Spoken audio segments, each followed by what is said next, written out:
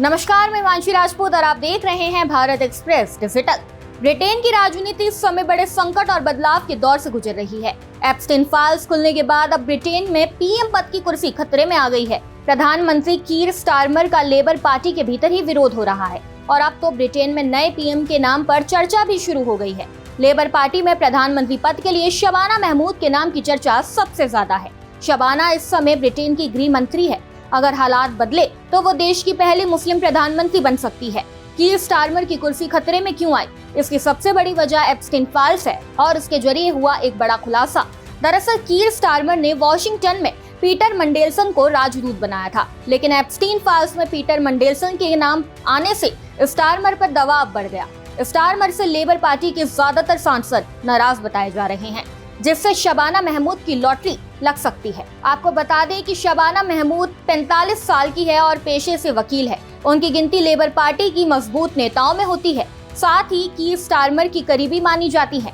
Party के भीतर उन्हें एक प्रभावशाली वक्ता के रूप में जाना जाता है। शबाना बर्मिंघम लेडीवुड सीट से लेबर पार्टी की सांसद है। उनका जन्म 1980 में बर्मिंघम में हुआ था। यहाँ वो अपने जुड़वा भाई के साथ पली बड़ी।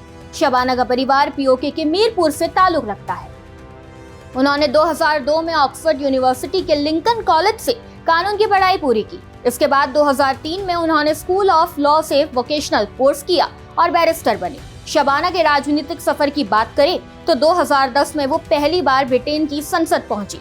वो रोशनारा अली और यास्मीन कुरैशी के साथ ब्रिटेन की पहली मुस्लिम महिला सांसदों में शामिल हुई।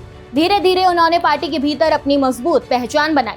2025 में उन्हें ब्रिटेन का गृह मंत्री बनाया गया। शबाना महमूद की पहचान एक तरफ मुस्लिम समुदाय से जुड़ी नेता के रूप में है, जिससे वो उन मुस्लिम और प्रो फिलिस्तीनी समर्थकों तक पहुंच बना सकती है। दूसरी तरफ उनकी नीतियां खास तौर पर इमिग्रेशन को लेकर काफी सख्त रही है। गृह मंत्री के तौर पर उन्होंने स्थायी निवास यानी सेटलमेंट या इंडेफिनिट लीव टू रिमेन के नियमों को कड़ा करने की योजना पेश की। उनका कहना था कि ब्रिटेन में स्थायी निवास कोई अधिकार नहीं, बल्कि एक विशेष सुविधा है। फिलहाल शबाना के प्रधानमंत्री बनने के लिए जरूरी है कि कीर स्टारमर इस्तीफा दे या लेबर पार्टी की तरफ से उन्हें जबरदस्ती हटाया जाए। इसके लिए कम से कम 81 लेबर सांसदों का समर्थन चाहिए। फिलहाल सियासी उठापटक जारी है।